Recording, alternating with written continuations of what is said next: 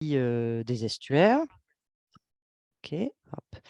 Et donc, je vais vous reproposer ici le contenu d'une présentation plénière que j'ai donc donnée au 5e JILO à Corté, récemment, comme Stéphane, vous l'a indiqué. Donc en fait, je précise que cette présentation, enfin le contenu que je vous propose, il est, en fait, basé sur les discussions qui peuvent, animer, la vie d'un réseau, d'animation scientifique dédié à la restauration écologique à INRAE, qui s'appelle le réseau REI. Donc, l'ensemble du contenu ici, le propos et la plupart des illustrations, en fait, sont issus, de collègues membres du réseau, de discussions, voilà, qui ont lieu dans ce cadre-là. Donc on va parler d'écologie de la restauration au sens large.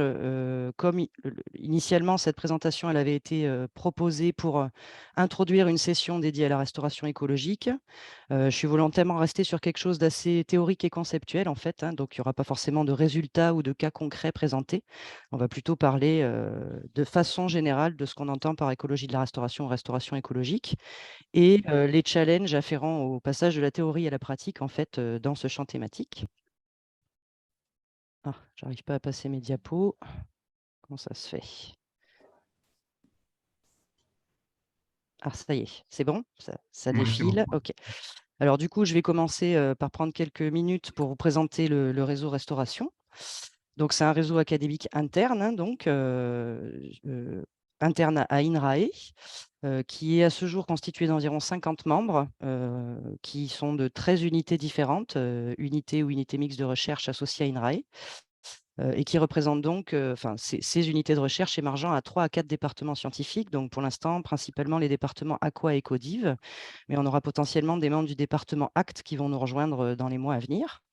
Donc les membres de ce réseau, travaillent sur des disciplines assez diverses, principalement des écologues qui travaillent, sur des écosystèmes terrestres ou aquatiques, mais aussi, des compétences en écologie du paysage, agronomie, hydrologie, sciences sociales, économie environnementale, sciences politiques ou géographie par exemple, puisque toutes ces disciplines vont être, nécessaires en fait, pour travailler, sur l'écologie de la restauration.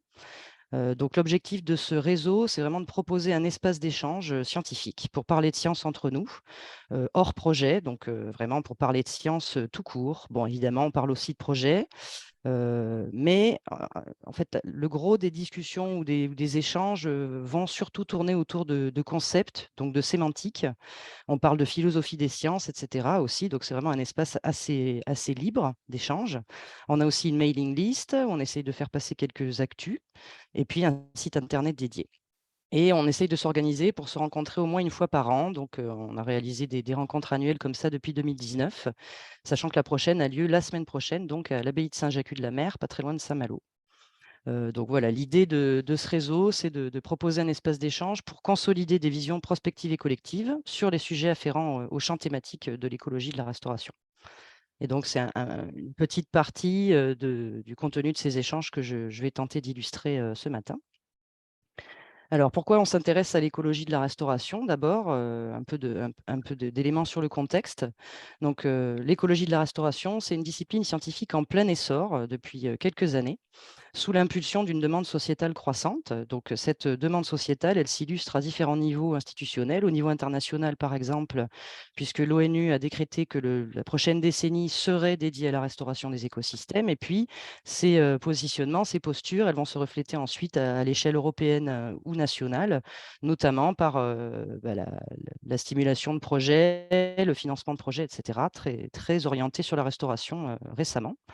Il y a aussi, un reflet de ça dans les récentes réglementations nationales, par exemple la loi de 2016 sur la reconquête de la biodiversité, nature et paysage, les GEMAPI, la mise en place des trames vertes et bleues, les séquences ERC et cetera. Donc dans tous ces contextes-là, on va parler un peu d'écologie de la restauration et nous, en tant que chercheurs, on peut être sollicités, et ce de plus en plus fréquemment sur cette thématique. Donc l'écologie de la restauration est vraiment un enjeu de recherche très fort pour INRAE et la communauté scientifique en général. Mais son application concrète, dans le cadre de projets scientifiques reste, rendue un peu difficile par le manque d'une vision globale qui reste à construire. C'est-à-dire que ce n'est pas une discipline en soi. Et puis des pratiques complexifiées par les changements globaux en cours, on va en reparler aussi tout à l'heure.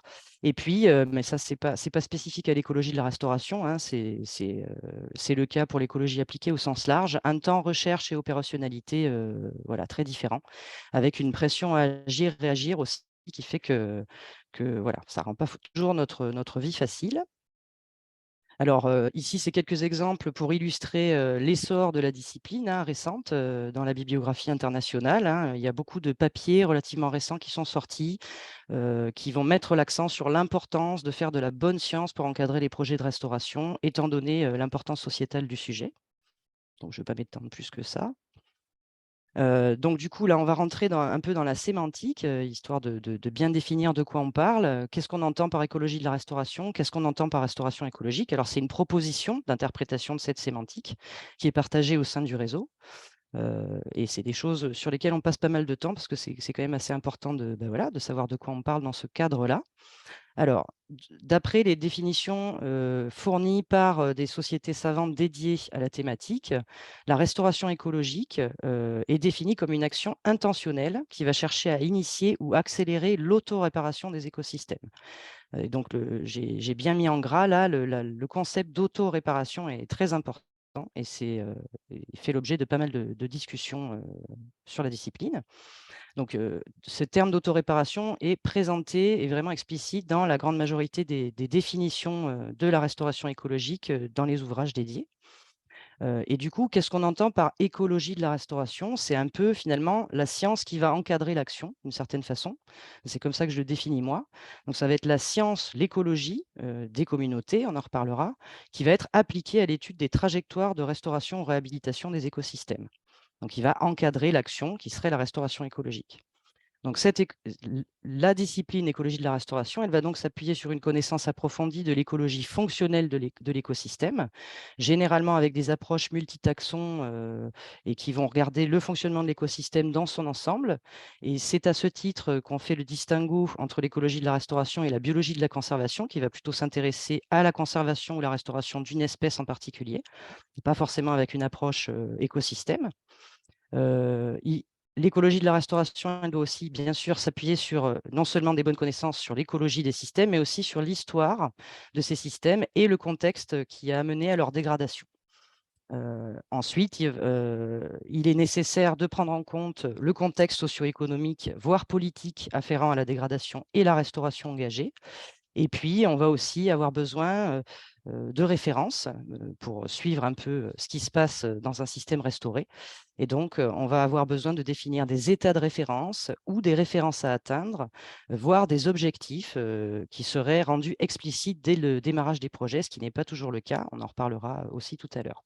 Donc, vous pouvez constater qu'en fait, 3 des 4 piliers de connaissances mentionnés ici vont s'appuyer sur des travaux interdisciplinaires. Et donc, de fait, l'écologie de la restauration ne peut se faire qu'en croisant les disciplines, et notamment celles des sciences humaines et sociales et l'écologie. Alors là, dans le cadre de cette session plénière, j'avais voulu faire un petit point un peu de cadrage sur les théories d'écologie qu'on va mobiliser en fait quand on s'intéresse à la restauration des écosystèmes. Donc il y a pas mal de théories ou de concepts assez anciens de l'écologie qui vont être mobilisés quand on s'intéresse à la restauration d'un écosystème. Donc d'abord la notion d'état stable et alternatif, donc de dynamique de l'état d'un écosystème, puisque l'objectif de la restauration, c'est bien de remettre l'écosystème dans une trajectoire de dynamique naturelle. Donc ça, c'est un des premiers cadres très importants à garder en tête. Donc là, vous avez deux illustrations différentes de différentes références de cette notion d'état stable et alternatif. Euh, donc voilà, c'était juste pour poser un peu les bases. Et donc, l'objectif général d'un suivi scientifique qui va s'intéresser à un projet de restauration, ça va être d'identifier les processus qui ont été altérés et qui vont modifier l'état du système au cours de sa dynamique, et puis d'essayer d'agir sur les variables d'état qui vont donc déterminer le fonctionnement de ce système sur le long de cette dynamique, de façon à aboutir à un état qui s'auto-maintiendrait, hein, puisque l'auto-réparation est très importante dans les définitions afférentes. Ensuite, les théories plus spécifiques qui vont être mobilisées existent aussi depuis longtemps en écologie. en écologie des communautés en particulier. En restauration, on va surtout s'appuyer sur les théories dites, des successions écologiques ou des règles d'assemblage et filtres environnementaux. Je vais y revenir. En fait, les théories sur lesquelles les écologues vont s'appuyer pour expliquer l'évolution spatio-temporelle des communautés. Donc il y a 2 grandes théories dans ce cadre qui ont coexisté dans la littérature scientifique pendant assez longtemps, avec des tentatives de modèles unifiés, récentes, qui sont sorties dans la bibliographie en réponse à l'essor récent de la restauration écologique justement, de façon à essayer de cadrer un peu la théorie autour de ces suivis. Donc, je vais vous parler rapidement de ces 2 grandes, théories, d'écologie des communautés que les écologues des communautés ne vont pas découvrir, mais bon, c'est pour, voilà, remettre un peu de cadre. Donc là, vous avez d'abord l'illustration, de la théorie des successions écologiques, telle que présentée dans la bibliographie. Donc je me suis permis d'emprunter cette figure, dans la thèse de mon collègue Alain Lechesne, qui a travaillé sur cette thématique chez nous à EBX. Donc la théorie des successions écologiques, elle a longtemps été mobilisée principalement par des écologues travaillant en milieu terrestre, surtout sur les communautés végétales, pour expliquer, la présence ou la coexistence des différentes espèces végétales à un moment T, dans la dynamique, d'un système.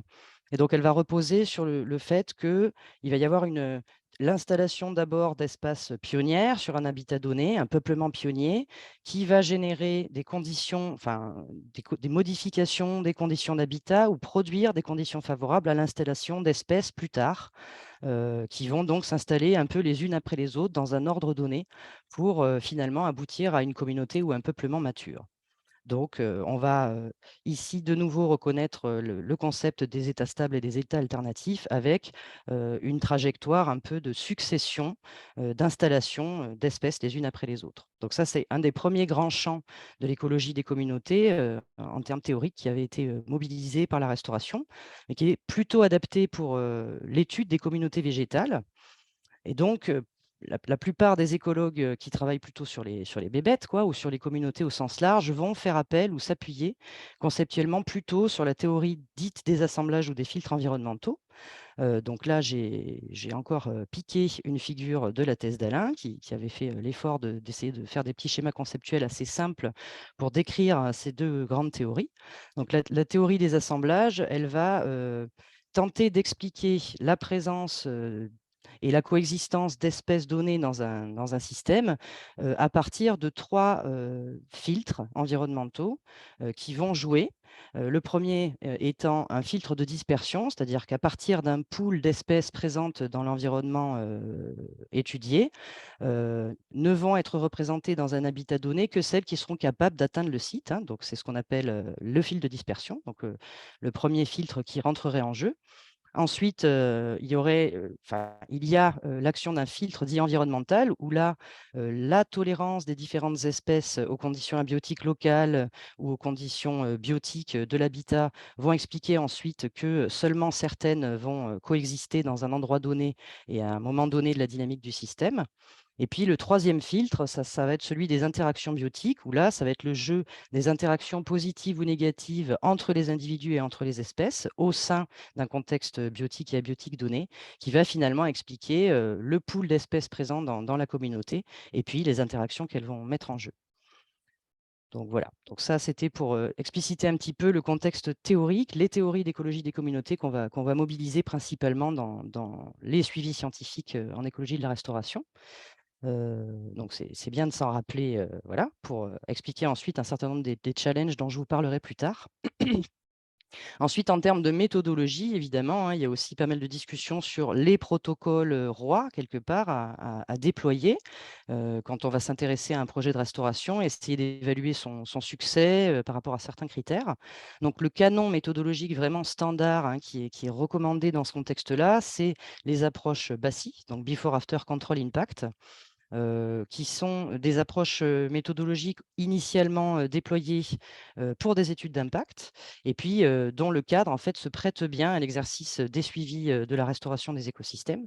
Donc là, j'ai choisi quelques illustrations des discussions ou de la façon de présenter ces protocoles, dans la bibliographie.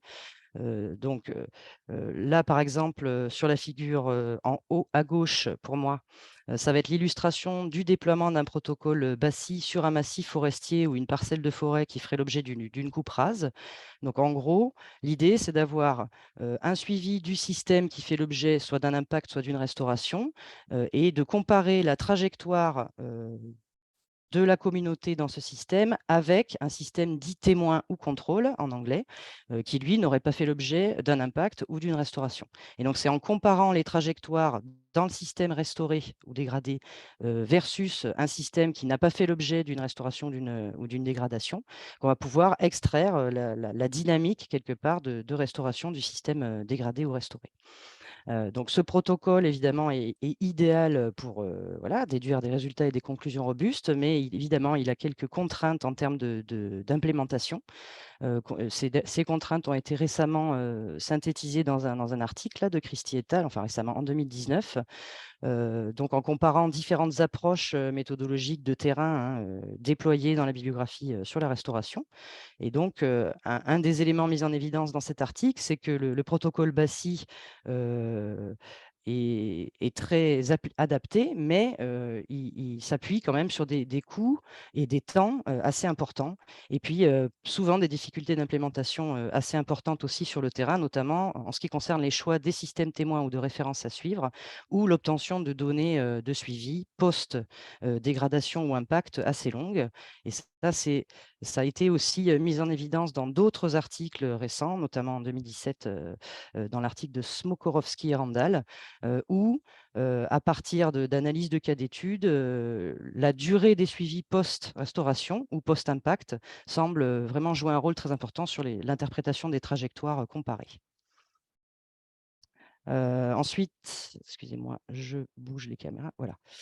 Ensuite, un des autres éléments fondateurs dans l'application de ces protocoles BASI, Before After Control Impact, c'est le fameux contrôle, donc le système témoin qui rappelle aussi la notion de référence, vers laquelle on va essayer de tendre, lorsqu'on regarde un petit peu la trajectoire de restauration d'un système.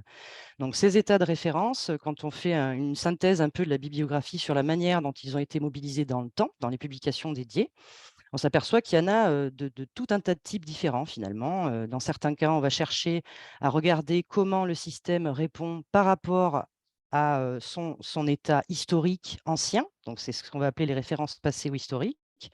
Dans certains cas, on va chercher une référence en termes spatial, c'est-à-dire regarder, la trajectoire du système restauré par rapport à un système voisin qui n'aurait pas fait l'objet d'une restauration, par exemple. On va aussi trouver des notions de références dites naturelles, de naturalité de l'écosystème, et cetera, dont on pourrait, discuter. On va en reparler d'ailleurs après.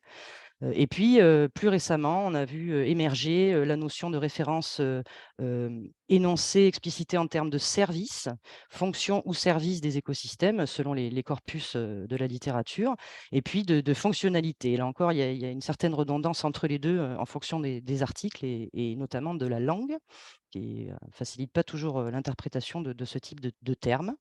Donc là, par exemple, sur cette figure est illustrée, une synthèse à partir d'un corpus de littérature internationale, publié entre 1976 à 2011, sur l'évolution dans le temps, en fait, de la mobilisation de ces différents types de références dans, les publis afférentes à l'écologie de la restauration.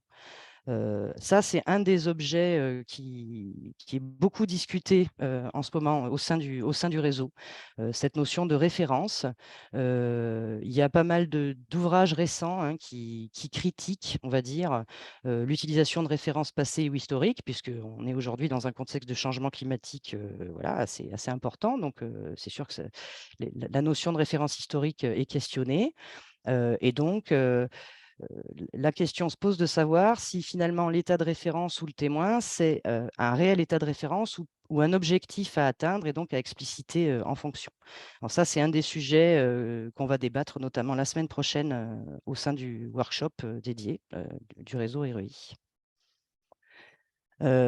Voilà, la tendance actuelle, on va dire, sur la définition ou l'incorporation de cette notion de référence slash objectif dans les travaux en écologie de la restauration, récentes, tendrait plutôt vers un modèle de référence qu'on appellerait multifonctionnel, c'est-à-dire qui ne s'intéresserait pas uniquement à une trajectoire historique ou à une référence de naturalité, voire à une référence de fonction d'écosystème, mais finalement un peu tout à la fois, en incluant, aussi, les suivis de restauration dans leur contexte paysager. Et en tentant, autant que faire se peut, d'intégrer ces références dans un contexte, réaliste, avec l'incorporation également des contextes socio-économiques et culturels dans lesquels, les projets de restauration sont implémentés ou mis en place. Donc ça, c'est le genre de choses, proposées par exemple par des auteurs, très importants en restauration comme Aronson, voilà, qui contribuent de temps en temps, à nos discussions au sein du réseau d'ailleurs. Un autre exemple d'un papier récent, de Shackelford et al. 2021 sur, cette notion de référence et en fait toutes les discussions afférentes à ça. Heu, Tout ça pour dire qu'en fait de plus en plus d'auteurs tendent à suggérer que la référence ou la trajectoire témoin utilisée dans un contexte de restauration, étant donné le contexte de changement global dans lequel on travaille, doit être flexible d'une certaine manière et ajustée en fonction des types de projets, de leur contexte, des objectifs visés, par, les maîtres d'œuvre et cetera. Alors, comme je ne vois pas tout mon écran, pour résumer, je ne sais pas depuis combien de temps je parle, Stéphane, parce que j'ai merdouillé sur mon chronomètre. Ouais, c'est bon, là, Voilà, c'est un peu plus de 20 minutes, tout va bien. OK, parfait. Donc, après avoir un petit peu détaillé le cadre conceptuel et théorique qui nous semble important, dans le domaine de l'écologie de la restauration, quelques remarques supplémentaires, on va dire, sur, ce que j'ai entendu dans le titre par challenge, pour passer de la théorie à la pratique, c'est-à-dire mettre en application ces théories de l'écologie de communauté, ces notions de témoins de référence, ces approches méthodologiques dans la vraie vie. Alors d'abord, il se trouve que les théories mobilisées dont je vous ai parlé tout à l'heure, donc la théorie des successions des assemblages ou celle des successions écologiques ou des filtres environnementaux, finalement, elles sont beaucoup plus éprouvées pour le moment en milieu terrestre qu'aquatique. Et je pense en particulier aux systèmes estuariens, hein, pour lesquels tout reste à faire, hein, quelque part, en termes de standardisation. Ce qui fait que la confrontation de ces théories avec la réalité, dans des cas suivis, est pas toujours évidente. De plus, la plupart du temps, il faut s'appuyer sur des suivis longs et là, comme en écologie en général, on est souvent, un petit peu limité. Ensuite, les références utilisées, pour comparer, la trajectoire d'un système, soumis à une restauration et puis, la trajectoire, d'un système de référence, le choix de ces systèmes de référence est souvent pas ou peu adapté en fait au suivi, réel, à l'action de restauration réelle mise en place ou alors, va se concentrer sur un ou 2 critères. Donc, sans tenir compte, par exemple, des contraintes de mise en œuvre, par rapport au contexte socio-économique dans lequel se placent ces projets. Donc ce que j'entends ici par pas assez holistique. Donc c'est une deuxième difficulté, challenge, on va dire, afférent à la mise en pratique des théories. Ensuite, une troisième difficulté qu'on constate souvent, hein, quand je dis «on», c'est, les collègues avec qui on discute, au sein du réseau et qui se frottent donc à l'exercice des suivis de projets de restauration, c'est, le fait que les objectifs, on va dire, dits, donnés par les maîtres d'œuvre sur une restauration donnée ne sont pas toujours explicites. C'est-à-dire qu'on cherche à poursuivre plusieurs objectifs à la fois et parfois, la priorisation de ces différents objectifs est pas évidente ou pas forcément, consciente d'une certaine façon.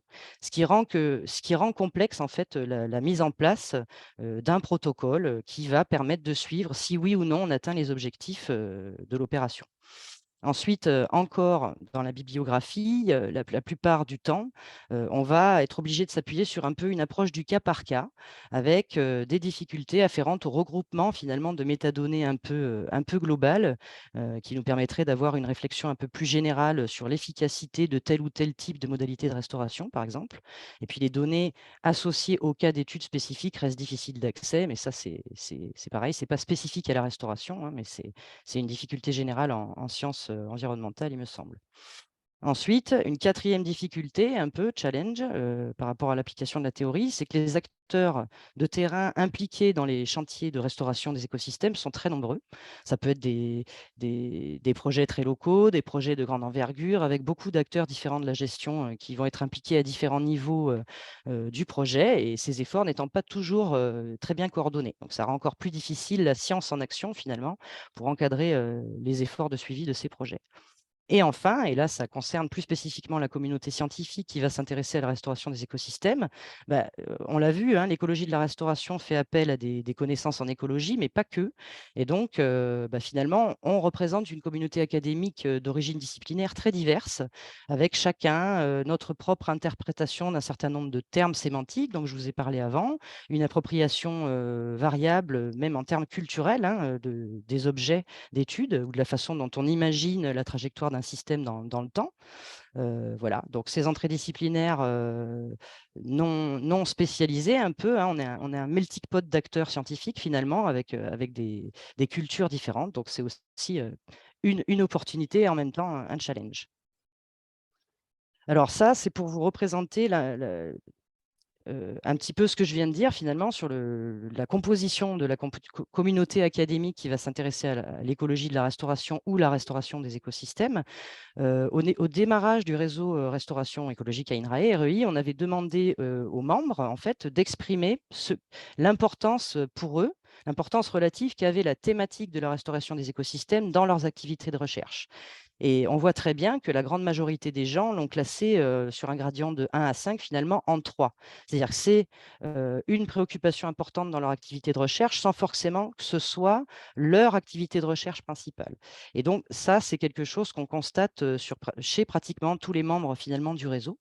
Et donc ça rajoute quelque part un petit challenge là, puisqu'on va avoir besoin d'un temps d'appropriation assez important en fait, pour, réunir nos forces sur un suivi de restauration un peu carré. Voilà, alors comme je vois toujours pas le haut de ma diapo, je lis plus le titre. J'achève avec les difficultés, après il y aura un peu plus de positif ensuite, hein, je vous rassure. Une difficulté supplémentaire, aussi, c'est qu'il y a pas mal de flou sémantique, c'est pour ça que je parlais un peu de sémantique au début finalement, dans les textes réglementaires, qui vont stimuler ou encadrer un petit peu, la mise en œuvre de certains projets. Dans ces textes, on parle de services ou de fonctions, un peu les 2 mélangés, parfois on s'y retrouve pas trop. On entend souvent par biodiversité, des choses assez particulières finalement. C'est-à-dire que ce qu'un écologue de la restauration va avoir en tête, en parlant de biodiversité, c'est des choses un peu multi-espèces, multi-groupes, la biodiversité dans son ensemble, incluant toutes les espèces, hein, qui ont toutes leur rôle à jouer, pour, soutenir le fonctionnement d'un écosystème. Mais dans les textes réglementaires, biodiversité, ça fait plutôt référence à des espèces protégées, des espèces patrimoniales, des espèces emblématiques, et cetera. Donc voilà, ça rend pas toujours la compréhension mutuelle, facile. Ensuite, on l'a vu, hein, le déploiement des protocoles un peu canons dans la discipline qui sont ceux des BACI, sont assez sensibles aux durées de suivi et souvent, hein, les suivis, mis en œuvre, n'excèdent pas, 2 ou 3 années post-restauration dans la plupart des cas. C'est lié à des contraintes de coûts et de moyens et à la dynamique des projets de recherche, hein, qui généralement s'étendent entre 3 et 5 ans, mais pas beaucoup plus. Donc là aussi, ça va limiter un petit peu notre capacité à appréhender la dynamique d'un système restauré vis-à-vis d'un état de référence ou d'un objectif visé. Voilà. Dans bien des cas, on est aussi impliqué une fois que les modalités de restauration ont été décidées. Donc, on prend un peu les projets en cours, voire seulement post-restauration. Donc, ça, c'est une difficulté supplémentaire. Ensuite, moi, il me semble que en fait, pour mesurer le succès ou l'échec d'une restauration vis-à-vis d'un objectif donné, on va souvent essayer de s'appuyer sur des indicateurs. Mais comme le fonctionnement d'un écosystème est de fait multivariable, où on va s'intéresser à beaucoup d'espèces différentes, et souvent avec des objectifs un peu multiples et pas toujours explicites, la notion d'indicateur, tableau de bord un peu magique, finalement, elle est pas forcément très efficacement mise en avant dans ces types de projets. Ou alors, elles vont intégrer que certaines dimensions objectifs ou un des objectifs qui sont souvent multiples dans ces projets-là. Voire, les indicateurs utilisés vont souvent s'intéresser principalement un peu à l'objectif paysager des projets. Donc là aussi, il y a du travail à faire, hein, pour essayer de proposer quelque part une forme de standardisation des efforts de suivi vis-à-vis de la plupart des projets de restauration. Et puis, le dialogue entre les chercheurs et les acteurs ou entre les disciplines reste encore à améliorer. Alors, Bon, tout ça, ça a pas l'air très positif, mais d'un autre côté, moi, je trouve que travailler sur la restauration des écosystèmes, c'est aussi une super opportunité, en fait, pour les écologues.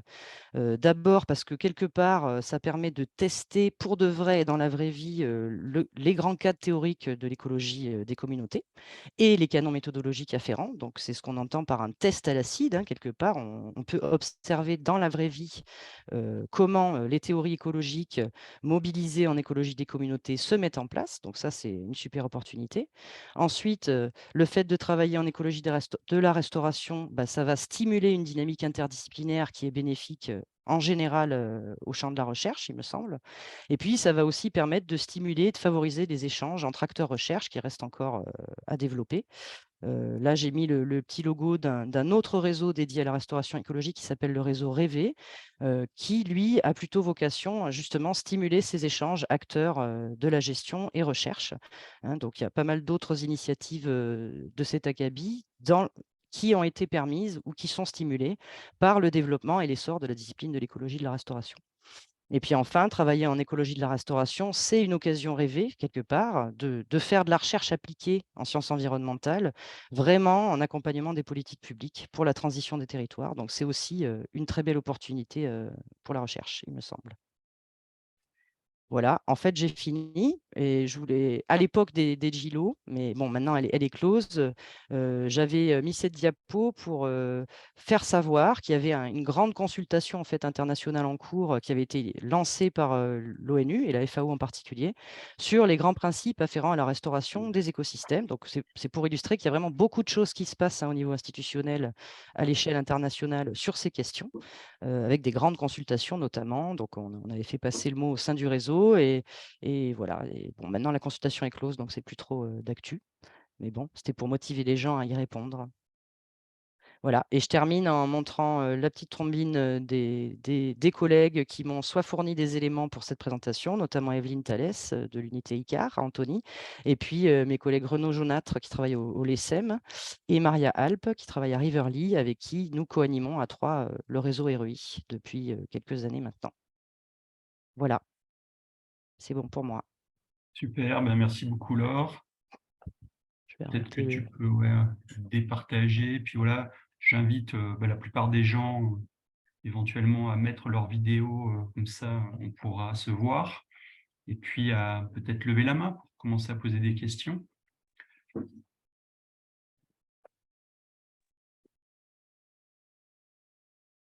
Moi, je vais commencer, comme ça donnera des bonnes idées, j'espère.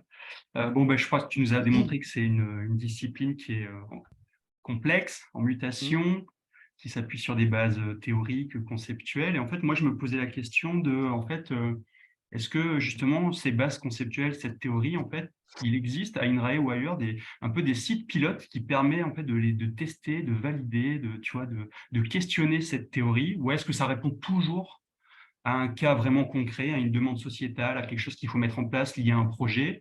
Ou est-ce qu'il y a tu vois, un peu des sites expérimentaux qui permettent de tester, valider la théorie? Est-ce que ça existe? Est-ce que ça se fait? mmh. Alors, je dirais que ça dépend un peu des systèmes étudiés. Il y a en effet, par exemple, des réseaux de sites de démonstration, comme je vois que Marlène est là, j'en profite, des réseaux de sites de démonstration, où il va y avoir des efforts, de standardisation finalement des protocoles, des indicateurs de suivi à déployer sur certains systèmes. Je pense au plan d'eau, par exemple, ou aux cours d'eau, où il y a pas mal de choses, menées par l'OFB, et si Marlène veut en dire 2 mots ensuite, vu qu'elle est là, elle pourra.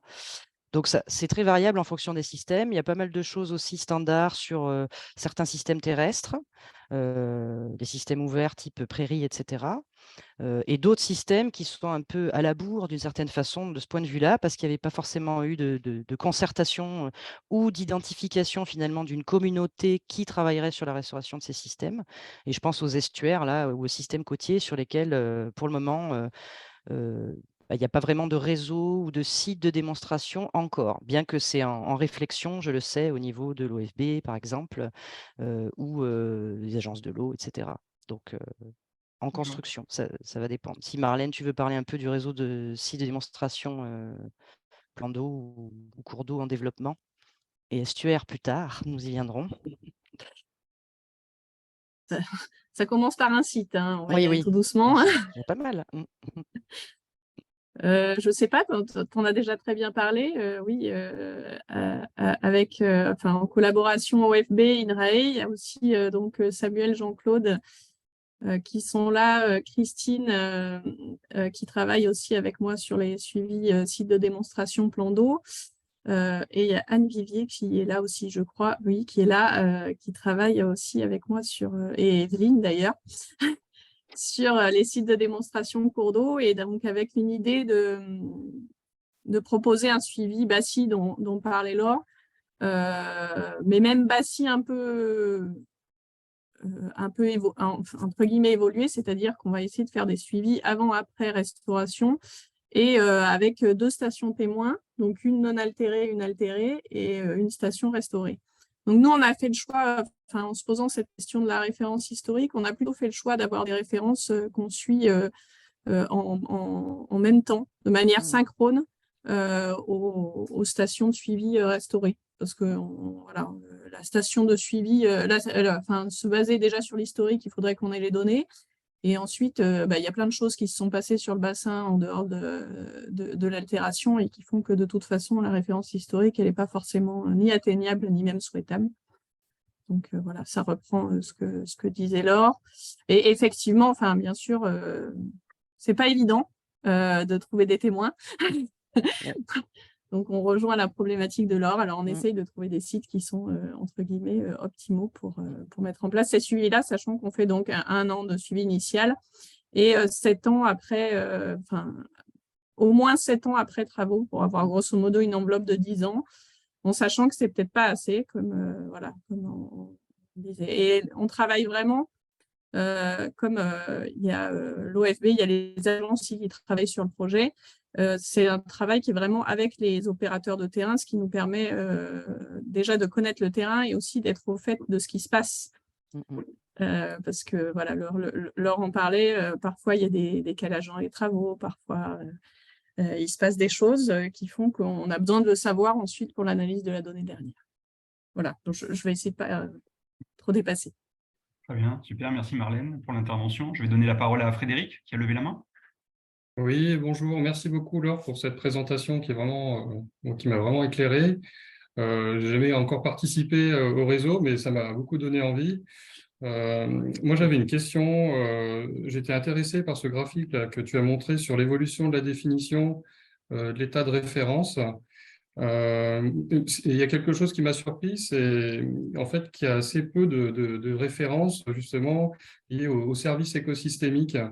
Et quand je pense un peu aux restaurations qui ont été faites sur les grands lacs alpins, l'aspect service, il est prépondérant, hein. Ça a été dans les années 70, ben, déjà maintenir l'eau potable, hein, retrouver les poissons qui sont pêchés par les pêcheurs professionnels.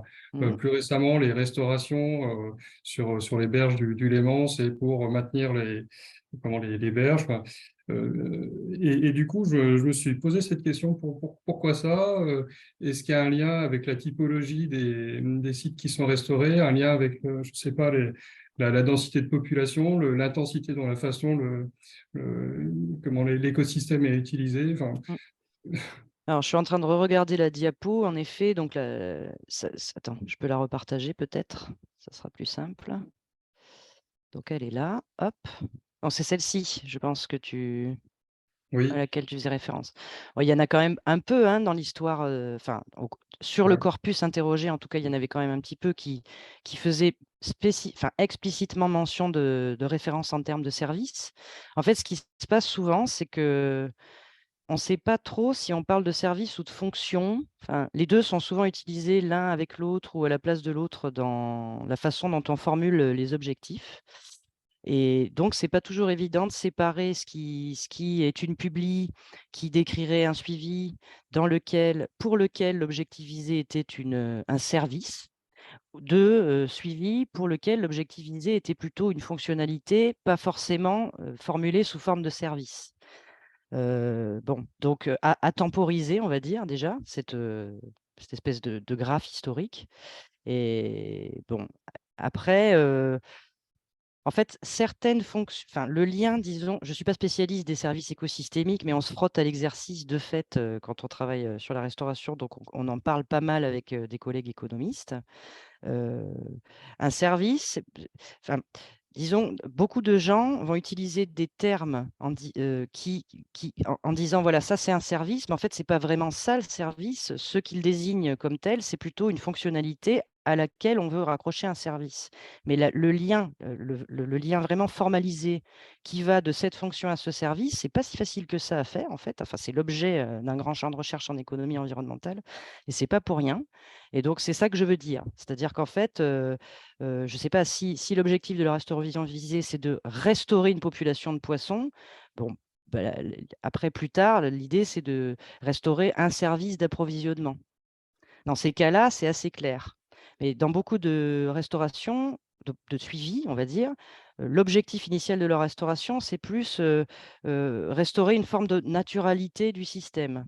Et là, le lien avec le service derrière, il est plus complexe parce que, en fait, les objectifs étant multiples, quel service repose sur quelle fonction et en restaurant telle fonction, quel service on restaure vraiment, c'est pas si simple que ça. C'est ça que je voulais dire. Quand on s'y frotte vraiment, qu'on essaye de faire le cheminement de A à Z, on s'aperçoit que c'est pas si simple que ça. Mais bon, mais j'imagine, c'est général quand on travaille sur les services écosystémiques, quoi. On en reparlera. Merci. Prochain sujet de... Oui, il y avait Christine qui levait la main, Ouais, je crois. je vais donner la main à Christine. Merci beaucoup pour ta présentation, Laure. Moi, j'avais deux questions. En fait, j'en ai une sur le... Donc, tu as fait une présentation très générale et en fait, je me demandais si d'un point de vue, à la fois d'un point de vue conceptuel et d'un point de vue appliqué, il y avait des problématiques ou des questions qui étaient spécifiques à certains types de restauration ou à certains types de milieux. Ça, c'est ma première question. Et la deuxième, c'est qui n'a rien à voir, hein, c'était effectivement, tu as bien montré, c'est un sujet qui est en plein essor. Bon, après s'être focalisé sur l'évaluation, maintenant on se focalise sur la restauration, c'est une démarche assez logique. Et je sais qu'il y a eu pas mal de projets qui ont démarré, hein, puis bon, Evelyne est dans un, donc au niveau européen. Est-ce qu'on commence à avoir des résultats de tous ces projets ou pas encore? Est-ce que tu as suivi? Est-ce que vous savez un peu ce qui se passe ou pas? Tu veux dire au niveau du réseau? Au niveau, Oh, ouais, est-ce que les membres du réseau, ou toi, ou Evelyne, est-ce que vous savez un peu ce qui se passe dans les différents projets en lien avec la restauration qui touche tous les milieux, hein, voilà, Alors, il y a pas on de arrive choses. à peu près à avoir un retour sur tous ceux dans lesquels, les projets dans lesquels sont impliqués les collègues du réseau, évidemment, c'est plus simple, ou en faisant travailler les réseaux de chacun. Après, l'échelle globale, elle reste un peu difficile à appréhender. Je dirais que ça dépend des écosystèmes, hein. Encore une fois, c'est beaucoup plus avancé sur les systèmes terrestres que sur les systèmes aquatiques encore, toutes les réflexions afférentes à la restauration.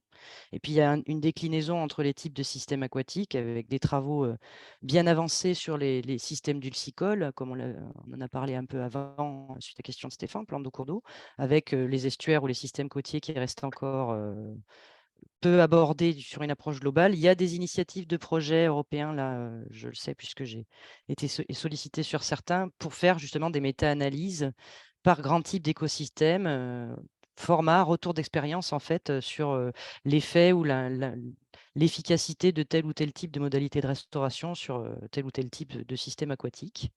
Donc voilà, on a un peu de mal à suivre parce qu'il y a beaucoup de choses en même temps, un petit peu partout, dans tous les sens, à différentes échelles. Et c'est vrai que ça, c'est un des défauts du réseau. On a du mal à tenir une veille vraiment efficace là-dessus. Je vais être honnête, on a un peu de mal. Enfin, ça devrait faire l'objet de projets spécifiques, je pense, peut-être dans un autre cadre. Ouais. Et ta première question, excuse-moi, La première question, c'était si d'un point de vue conceptuel, parce que tu as fait une présentation très large du concept de la restauration écologique, et je me demandais si malgré tout, bien sûr, il y a des bases communes, quel que soit l'écosystème, quel que soit le type de restauration, mais s'il y a des choses qui sont plus spécifiques à certains types de restauration, des questionnements qui sont plus spécifiques à certains types de restauration ou à certains types d'écosystèmes. Bah oui, de Je pense fait, par exemple oui. à la question de la référence, tu vois, Mm. bon, qui est évoquée. Est-ce que c'est quelque chose, est-ce que c'est une question qui se pose de la même manière en écosystème terrestre, Mm. en estuaire, Oui, oui. ou bien Ouais. est-ce que bon, voilà, c'est un exemple, Mm. quoi. Est-ce que vous avez Bah, oui. identifié un peu des Ouais. Il comme y ça? a des gros décalages entre les systèmes, ça c'est sûr. Donc, sur le corpus biblio consulté, typiquement, c'est pas facile de répondre à ta question Non, mais c'est pas, simplement. voilà, c'est Mais pas.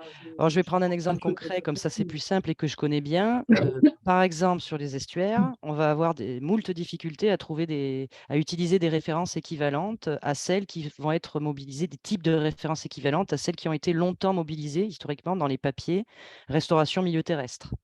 Ça, typiquement, pourquoi? Parce qu'on n'arrive pas à trouver de système de référence d'un estuaire non anthropisé ou d'un habitat estuarien non anthropisé qui, varie dans une gamme environnementale similaire au système dégradé et à partir duquel on peut en déduire, comparer finalement la trajectoire de notre habitat restauré avec un habitat naturel.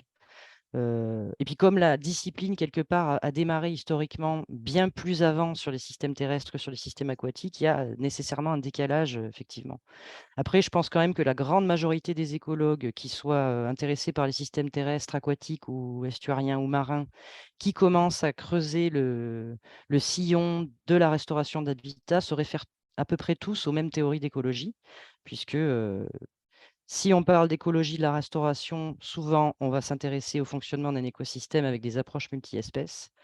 Et c'est bien les grandes théories de l'écologie des communautés que j'ai mentionnées qui sont quand même, il me semble, le pilier le plus important en termes théoriques qui va être mobilisé par tout le monde. Mais bon, voilà, à différents niveaux d'approfondissement, on va dire, selon les systèmes. Et l'historique, quelque part, du déploiement de ces projets aussi dans ces systèmes. Je ne sais pas si ça répond vraiment Oui, à ta question. oui, Mm, mm. oui. Bon, c'était très général parce qu'en fait, l'idée Mais c'est initiale normal. de la presse, c'était de faire un truc Bien sûr. introductif. Bon, Bien sûr, c'est non, pas mais c'était facile. pas un reproche en même temps. Non, C'était mais pas un reproche. je précise parce que bon, comme il y avait des cas d'études ensuite, plus tard, donc bon, Ouais. avec certains avec du BASI, d'autres pas, certains avec des références. Enfin, c'était très le déroulement des cas d'études ensuite présentés, c'était voilà, certains avec du BASI, d'autres pas, des références historiques, d'autres des références de service ou de fonction. Il y avait un petit peu de tout. Donc ça représente, je pense, assez bien la réalité, il me semble. Mais bon. S'il y a d'autres questions, moi j'en ai une autre, hein. Vas-y, vas-y, j'en ai aussi au cas où, mais vas-y. Bon, alors je finis. C'était sur les solutions fondées sur la nature. Vous les mettez où là-dedans? Comment est-ce que vous... Il faudrait qu'on aborde la question clairement au niveau du réseau, ce qu'on n'a pas encore fait, parce qu'on est plutôt sur notre chantier référence. Alors, on va dire, enfin, ça dépend ce qui est entendu aussi par solution fondée sur la nature, parce que je me suis pas encore, j'ai pas encore décortiqué tout ce qui est mis dans cette boîte actuellement comme solution. Et je pense qu'il y en a certaines qui, pour des écologues, sont vraiment fondées sur la nature et d'autres un peu moins. Donc bon, faudrait creuser, quoi, ça dépend des cas.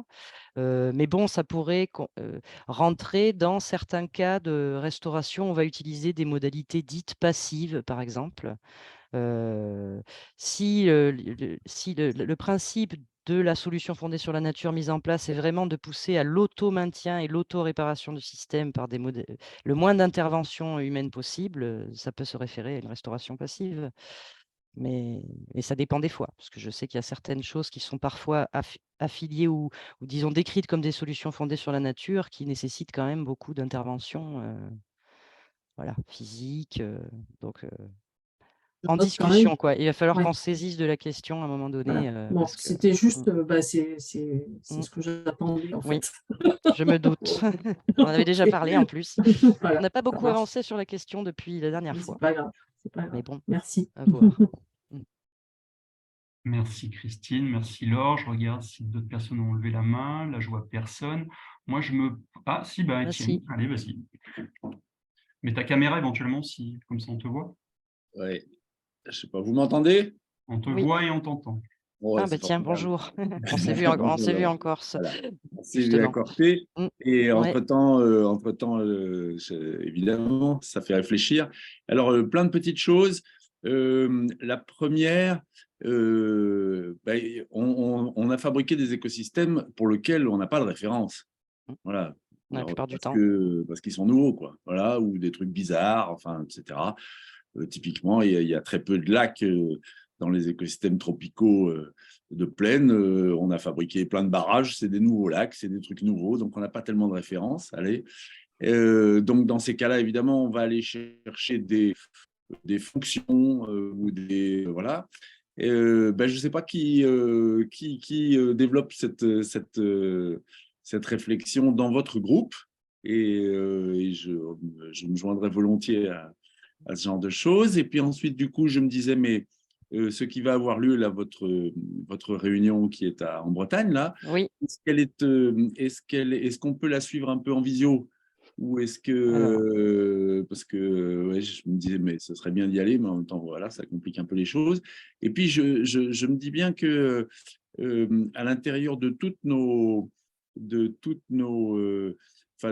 unités, que ce soit du terrestre à l'aquatique, cette question de la référence ou de l'absence de référence, c'est une question assez centrale, assez forte, en plus dans toute la thématique de changement climatique.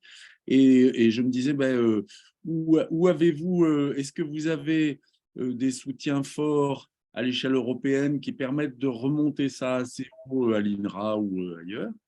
Voilà, c'est des questions assez… Alors, déjà, je réponds sur l'atelier de la semaine prochaine. Oui. Alors, l'atelier de la semaine prochaine, c'est la suite de celui de l'année d'avant, en gros, pour faire court.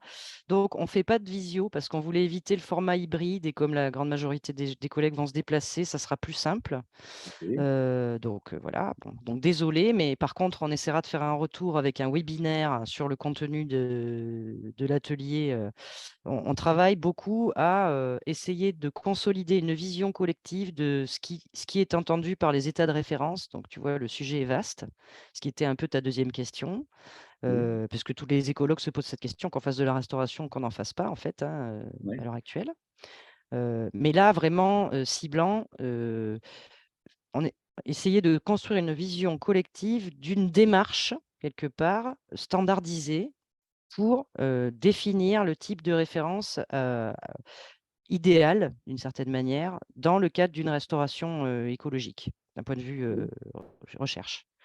Et donc plus spécifique à la restauration. Bon, c'est pas très clair, mais justement, l'idée, c'est que ça le devienne un peu mieux au cours du workshop et du suivant. Donc pas de visio, parce que l'idée, c'est de faire travailler les gens sur des groupes de travail et tout ça, donc ça va être compliqué autrement.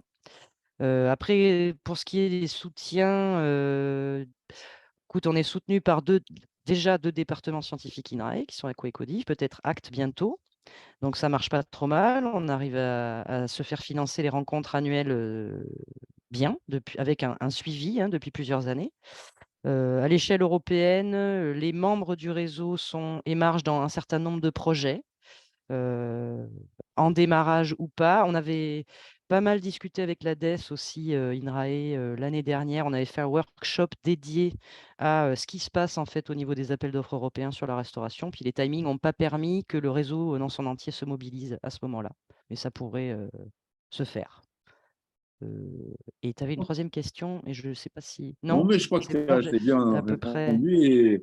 Et si je trouve les moyens de venir vous faire un coucou en Oui. Bretagne… Alors, donc ça se passe à l'abbaye de Saint-Jacques, si tu connais le coin.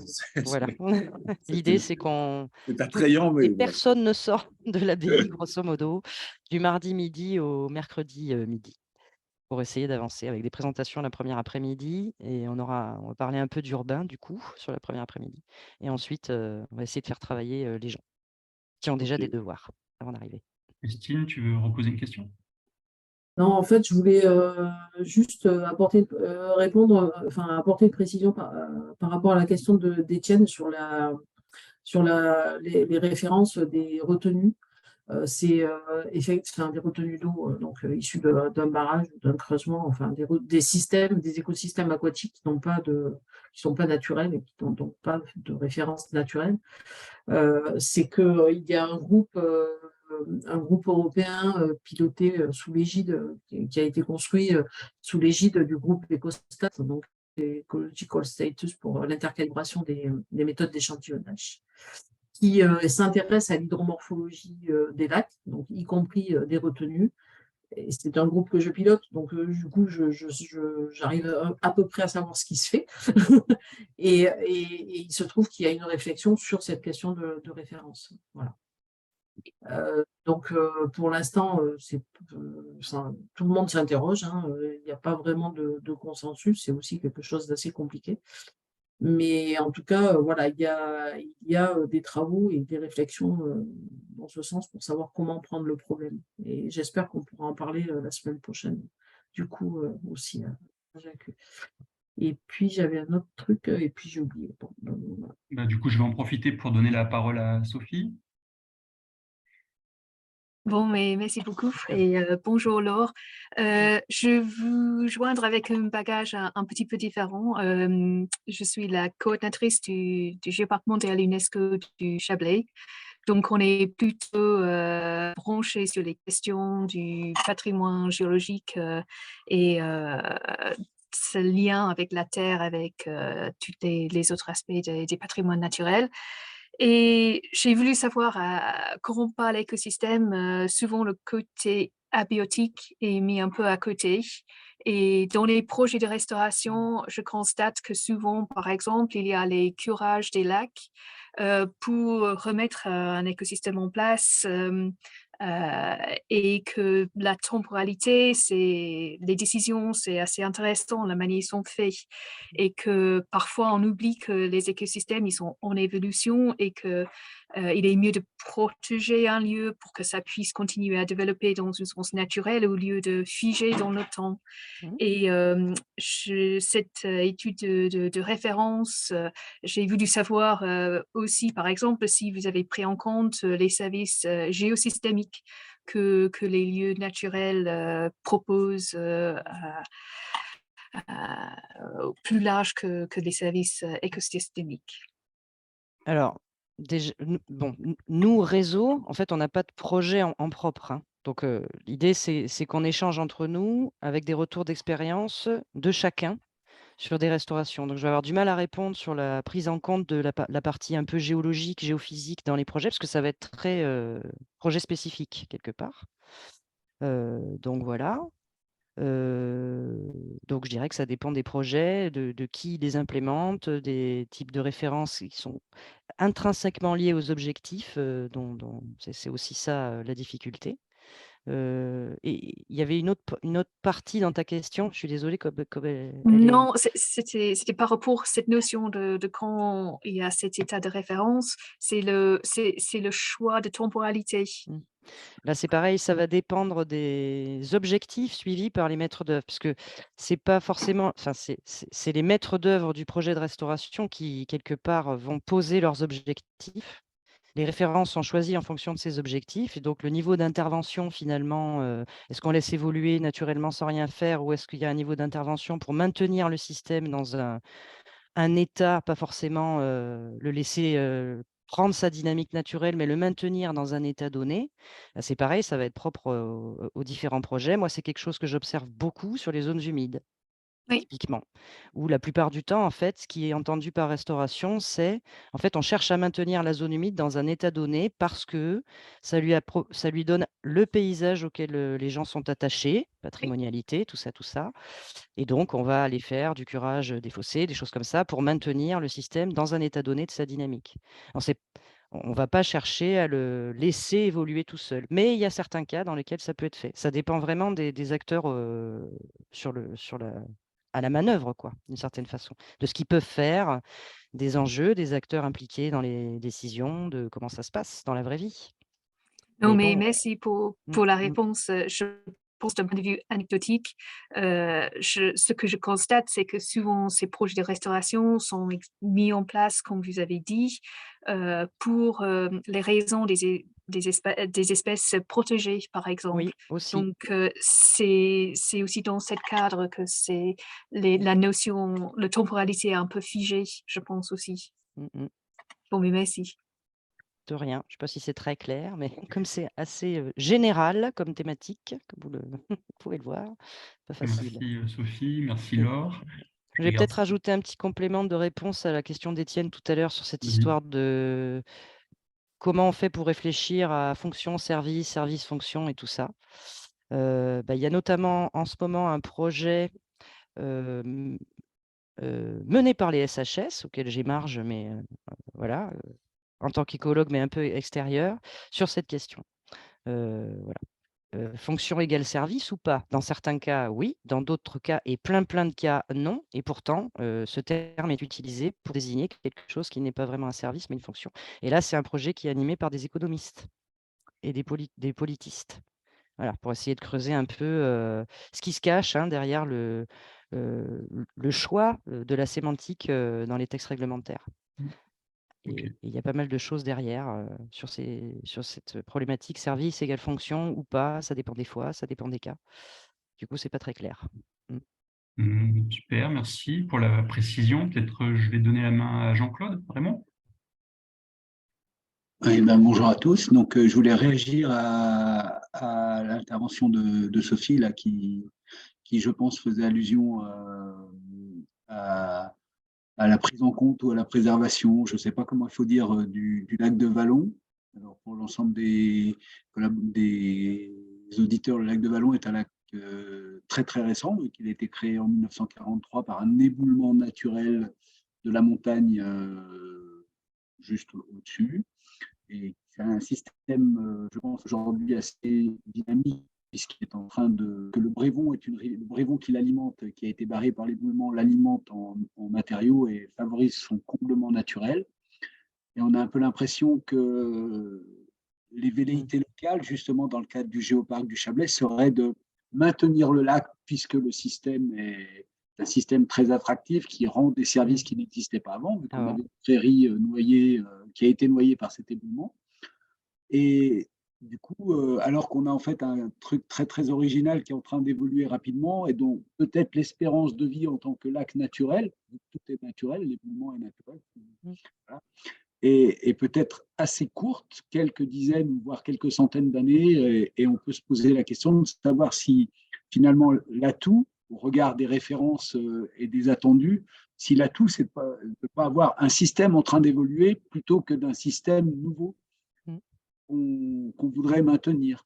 Et cette discussion-là, je ne sais pas si elle a lieu au sein du Géoparc du Chablais, mais moi, elle est bien dans le sujet de la conférence, parce que finalement, c'est quoi qu'on attend de ce système? Qu'est-ce qu'on voudrait? Le laisser évoluer tel qu'il va évoluer, qu'il devrait évoluer naturellement, parce que le Brévon va finir par le combler, c'est le devenir naturel du système, ou le maintenir en l'état et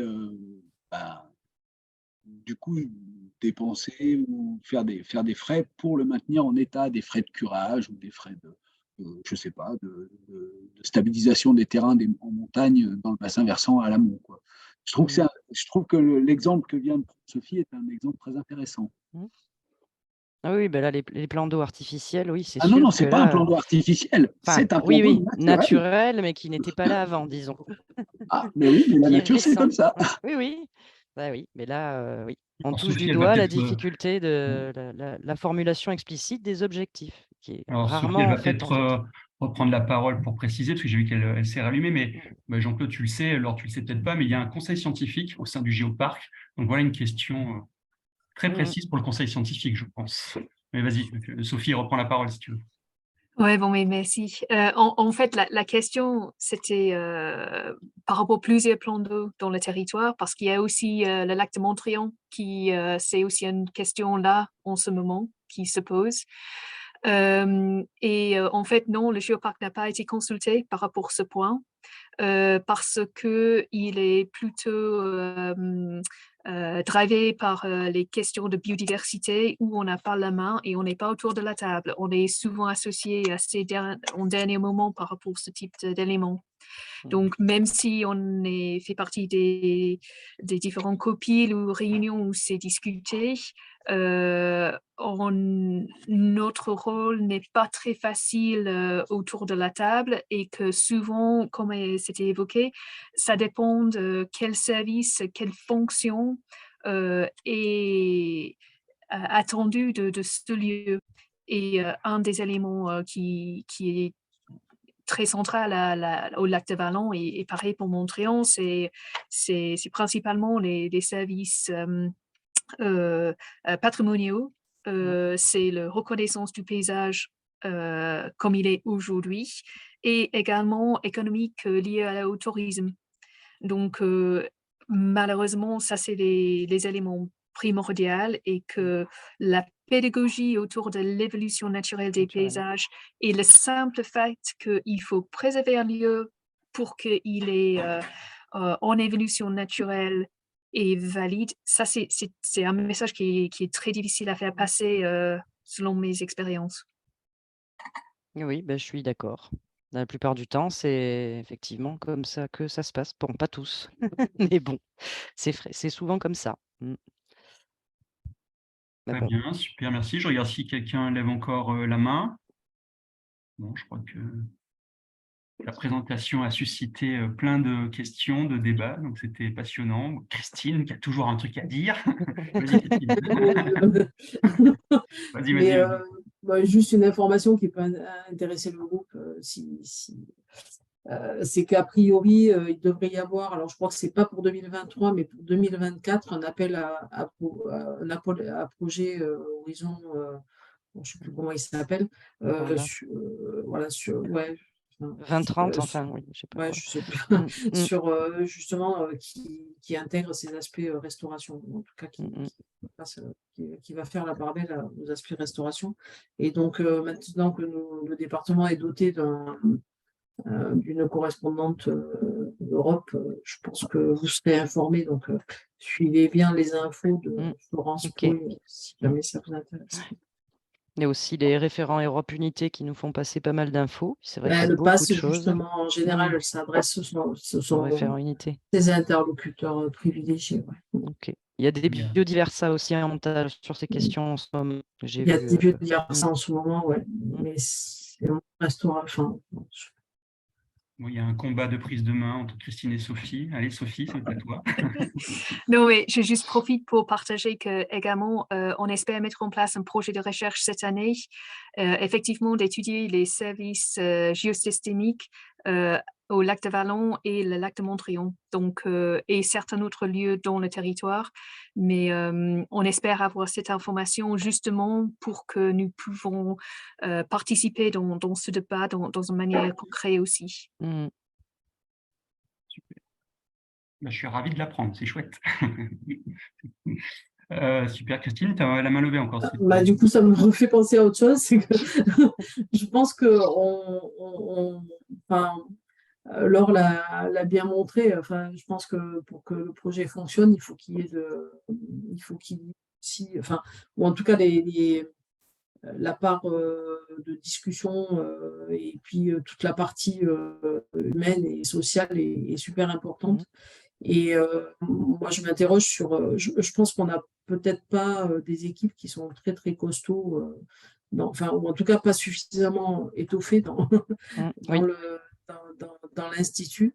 Est-ce qu'on a une bonne vision? Est-ce qu'il y a des équipes qui sont facilement mobilisables pour venir et intéressées à collaborer avec nous? Est-ce que vous avez identifié ces équipes-là? Alors, dans le réseau, on a quand même quelques représentants, mais c'est vrai qu'ils sont, ils sont minoritaires par rapport au gros pool des hydrologues, des écologues.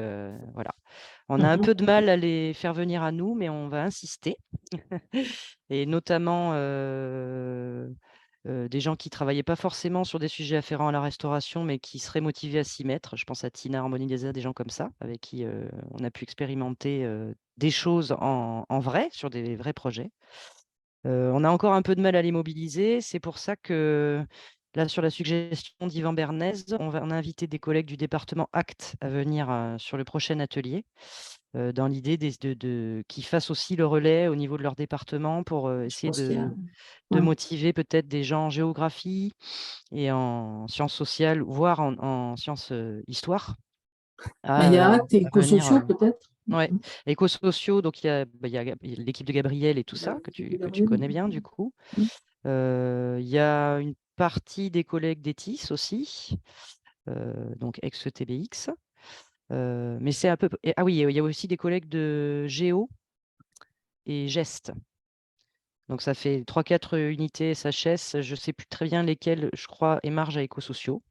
Voilà. Et puis on espère faire venir à nous de nouvelles Géo et équipes de ce ACT. sont à quoi, ça c'est clair? C'est à quoi? Ils n'ont pas une double. Non, Géo, oui. Voilà, tu sauras mieux que moi, hein. Mais voilà, les équipes SHS, là, à ma connaissance, tout de suite, dont certains membres émargent au réseau, ça va être ça, Geste, Géo, 6 et peut-être Bugap, mais là, c'est ACT.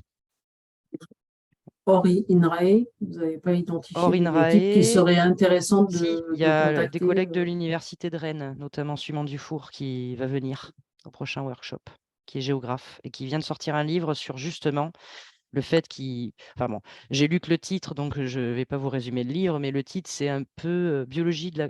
Je ne sais plus, mais il s'agit des références historiques, quoi.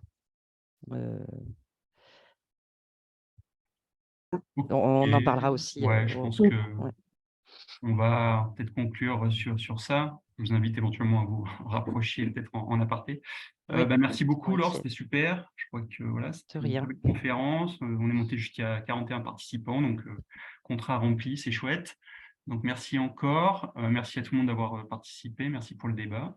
Donc c'est enregistré, donc on mettra ça en ligne sur la chaîne YouTube du cartel d'ici quelques jours, je pense. Donc vous pouvez y revenir avec le débat, sauf si Laure, tu veux qu'il y ait des choses qui n'y soient pas. Donc là, tu me le dis, mais sinon, on mettra tout en intégralité. Et puis, merci encore, et puis à bientôt. Merci beaucoup. Merci. À bientôt, Alors, du coup. Au revoir tout le monde.